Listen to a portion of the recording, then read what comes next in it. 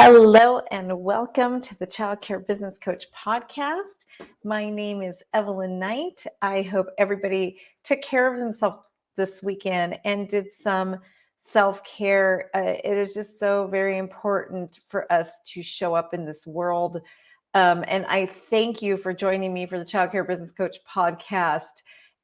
I just love that you guys take the opportunity to be here with me. But going back to what I was just saying about just taking care of you, it is so important that we do prioritize our self-care. We live in a world today that isn't easy post-COVID still, right? And trauma and everything. Our brains were not designed to live under trauma through such a long period of time. And as leaders, it is hard, right? I mean, there's no way to sugarcoat it because right now there are so many accommodations that people want. And we're being encouraged all the time to just be more empathetic and just to be more this and to give more and give more and give more. I had to do some training for my childcare center this weekend. And one of the trainings I took was all about being a leader post-COVID. And what really disappointed me in this training was how it just really focused on taking care of your staff, making sure they were nurtured, making sure you're stepping up for them. But there was nothing about taking care of you. And the reason that bothered me is because right now, so many of you that reach out to me, whether I'm at a speaking engagement and people come to talk to me, or if I just get messages or emails from you, the thing I'm hearing is the exhaustion and the burnout for leaders and what we need to do in order to survive right now. It's really just becoming quite a strain on leaders to the point that I'm hearing so many leaders say that they just don't want to do it anymore. And they're ready just to go back into the classroom and quit because of either the turnover or just how much we need to accommodate. And a lot of the powers that be out there in the world, like people who are some of the decision makers, like government officials and, those people that kind of call the shots, they don't get it. They don't get what we're going through. They expect us to just sit back and take it. And they keep telling us to give more and more, right? And this training I was listening to was talking about, well, give more breaks, give more days off, give this, give that, and pay for it all. And all I kept thinking was, how are we supposed to pay for it? Where's the money coming from? I think every single one of us would love to give more and to pour more into our staff. Absolutely. I would love to give my staff a mental health day every week. I would absolutely love to. But I also want to be able to keep my doors open and I don't want to go bankrupt. So that's what got me really thinking after taking this course I took yesterday. And it was created by a university, and I could tell it was a university of people who've never ran a business, probably never had to sign a paycheck, never had a budget or annual P&Ls or anything on their shoulders, because everything that they were suggesting cost a fortune, to be honest. So as I was taking this course, it got me really thinking. It really just got me thinking about all of these things and what we're expected right now, right? And I have to say, to give this course credit, it didn't say to let people get away with everything. It really didn't. It didn't say any of that. But I feel like, and this is my interpretation, sometimes I feel like we are expected to just give and give and give. And the staffs that we hire right now, they want us to just give. And so many of them are just taking from us, just taking, right? Good morning, Tara. By the way, you guys, I love when you say good morning. Some of you, I see a lot of good mornings. It says Facebook user though, so it doesn't always let me see who you are, but I can see Tara gave StreamYard permission. But back to our conversation. I think a lot of you, especially those of you that are in the centers, you're feeling like your staff is just taking from you and it's exhausting. So how do we balance this? What do we do? Because we still need to meet ratios, right? Here we have staff that they want to call in when they have a runny nose. They want days off for this, this, and this. And then we've got our licensing coming in and saying, but you've got to stay in ratio. And then you've got quality standards coming in saying, and you have to have these smaller group sizes and smaller ratios and all these things. So for you directors out there, this is exhausting. It is absolutely exhausting, right? So how do we manage and step up as a good leader and keep all of this balanced? It's not an easy task. It is not. And I am not going to pretend to have all the answers because I don't think any of us do. There's a lot of things we can do to make things better. But what I want all of you to hear me say right now is you cannot let your staff hold you hostage. I see so many of you, and I talk to so many of you on a daily basis that are letting their staff hold them hostage.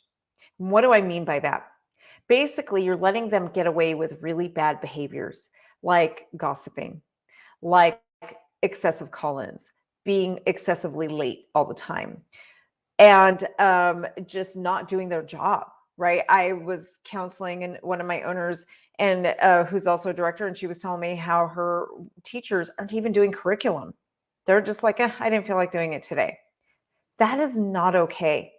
And when you let them get away with things like that, they now run your program, right? So whether you're an owner or director, you cannot let your staff run your program. You have to step up as the leader. And I know you're scared right now. I know you're so scared because it's hard to hire, but it is worse for you to let that rotten apple who is hijacking your center stay working for you than it is to let them go and be understaffed. They're poisoning the entire barrel. So when you eradicate the poison, it is so much liberating for you. But that can be hard, can't it? And it's not just your staff. Sometimes it's your families. I was working with an owner last week that she's having a problem with a family member, one of her families. They have a few children with, and one of them needs some help. They need some services, but the parent is in denial and doesn't want to accept the fact that their child may need some help. So this teacher or this owner just was like, what do I do? I can't let this child go. I can't do this. I can't do that. And she said, I just feel like my hands are tied because I feel so bad for the child. I get that. I get it.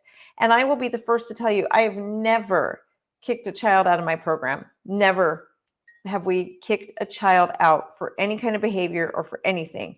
I do not kick children out, but I do kick their parents out. I absolutely do. And the reason I don't kick children out is because we can always help. If we have behavior issues or whatever is happening, when parents and the child care center work together, we can find a balance and we can help these children with the behavior issues. But you as the child care center, you need to know what to do, first of all, and the parents as well. And that takes sometimes some outside intervention. And sometimes you need to bring people from the outside in to help balance these things. And when parents don't cooperate, you got to let them go. You got to let them go, right? You're not helping the child at this point. And sometimes it's that wake-up call the parent needs. Same thing with your staff. If they're hijacking, you've got to let them go. So what does it mean? I mean, the title of this that I'm talking about is Leaders Aren't Nice. You can't be a nice leader, right? Being the nice guy, you're not going to survive. You will not be a successful owner or director if you always have to be the nice guy. But you can be kind. There is a very big difference between being kind and being nice. Being nice is shallow. Being nice is dishonest. Being nice is placating, it's sugarcoating, and it's basically lying. I used to be a very nice person, and I went to a training, and basically I was called out as a liar. And I was just like, how dare you? I'm not a liar. But then as the trainer explained what it is to be nice versus honest, I realized, oh my gosh, I am lying. When I tell people that ask me for something and I'm at my capacity and I say, no problem, that's a lie because it is a problem, right?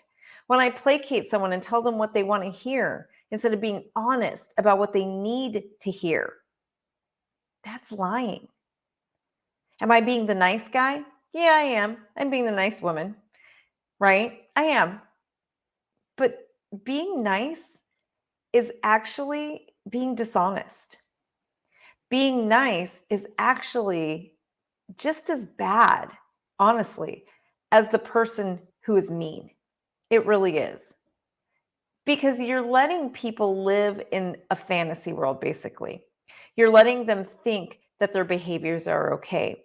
You're letting them believe that you are something you're not, or you're more capable, or whatever it is, right? You're allowing this for your life. So when your staff comes to you and they mess up a project, right? And you say, that's okay. That's okay. And then you spend the next couple hours fixing it, coming back and doing something, you're lying to them. It was not okay what they did, right? But you're saying it's okay. You're letting them off the hook, which is really what you're doing, which I'll tell you is one of my biggest struggles in my life and continues to be. I'm not going to pretend like I'm perfect here, letting people off the hook. And I literally have to tell myself all the time, don't let them off the hook. Don't let them off the hook. Hold them accountable, because accountability is one of the kindest things you can do for a person. Holding somebody accountable and allowing them to see who they really are. Think about it this way. If you came to me as one of my coaching clients and you're really struggling, and I know what your problem is, and I see it clear as day, but I don't tell you, and I beat around the bush, and I'm not honest with you, how are you going to feel? You know you want to be better, right? All of us want to be better. We want our problems to go away. If I know why you have a problem, if I know you're creating that problem, and I could easily fix it by saying to you, okay, you're being way too nice to your staff and you're not holding them accountable. That's why you're getting all of the people who are calling in. That's why they're not doing their curriculum or cleaning up the centers that they use. That's why. And then if I can coach you to help you through that, isn't that better than you living in the misery that you're living in now? Now, on the other hand, if I came to you knowing full well what I know, and I said to you, oh, you poor thing, you must just have this awful staff. Oh, you poor thing, fire them all, start over again. You start over again, and you're in the same boat. So, what is better? Me being kind and honest with you and telling you exactly what the problem is, or beating around the bush and letting you live the same cycles for the next 10 years? So think about that. Honesty is kind. The person who told me I was a liar because I'm a sugarcoater or because I rescue everybody, that was one of the most kind things anyone has ever done for me, because I saw what I was doing to myself. I saw how much I was hurting myself by letting people off the hook and then swooping in to save them. And then I was creating so much work for myself. I was exhausted all the time and I couldn't figure out why. And then I was becoming bitter and angry at everybody and blaming them. But was it really their fault? Or was it mine? As I was so bitter because I was always like, oh, why do I always have to step in to save everybody? Why do I always have to do this? Why am I the only one who's capable? Those were the thoughts going through my head. And when I was told that day that I was a liar, I realized I had created all of it. It was all my fault. I'm blaming my staff and even my family. But I created the problem because I wasn't being honest. So kindness is honesty. As women, this is really, really hard for us, right? Because we are expected to be nice and gentle and nurturing and loving and all of the things. And people's perception of who we should be and the world, period, is just like, oh, well, they were mean when they don't get their way, right? Literally, if they don't get their way, it's, oh, they're just mean. So that's really, really, really hard for us to grasp and to accept. And it can be really difficult for us to embrace the fact that we're not mean. We're being kind because we're just honest. Because people put that label on us and they start getting upset with us. So then we own this role and we shrink back, right? We shrink back from what we should be saying, how we should be protecting ourselves. And we almost allow these people to bully us because the image of what we should be is this sweet, loving, kind person. But what we don't realize is that we're not being kind at all. We're being nice, which being nice is just as bad as being mean. Now, let's talk about being mean. Being honest does not have to be cruel either. Being honest is not passively aggressively going after a person. Being honest is not being rude, right? So, for example, if you have a teacher who is continually, let's say, calling in, that is the biggest complaint I hear, and you know you need to have a conference with them, pulling them into the office and saying, hey, we need to have a conversation about your attendance. This is affecting the center right now because, as you know, we have to hold ratios, and it is very important for you to show up every day because the children's consistency, our ratios, and the strain it puts on our staff is really heavy when you're not here. Now, you've been absent this many times. I'm going to have to put you on probation now because we really can't have this. It's not what's best for our center. Do you see how that is honest and kind? You're calling them out, but you're doing it in a respectful, honest, and kind way. Now, on the other hand, you're allowing this to happen, right? And then the person calls. And are you serious? Are you really calling in again? This is not okay. You have called in 3 times this month already. This is absolutely unacceptable behavior, and it is not going to happen. Now, that's just being mean. How do you think people are going to respond, right? You can hold people accountable with kindness and honesty. It doesn't mean you have to be rude. It doesn't mean you have to be disrespectful. You don't have to be aggressive, and you don't have to be passive aggressive. Passive aggressive is one of the most demeaning things you could do to a person, making those snide comments after they walk away, or just making remarks, or I mean, you guys know what being passive aggressive is, I hope, but look it up if you don't. Holding people accountable is kind. Doing it respectfully is kind. And don't let others' opinions really affect you and take that away from you. Because if you're just trying to be the nice guy, you're just a hypocrite. Sorry, I know it hurts, right? That was me once. I had to hear that. But I was literally told I was a liar. So a little bit harder to hear at first until I realized it was true. So let that just sink in.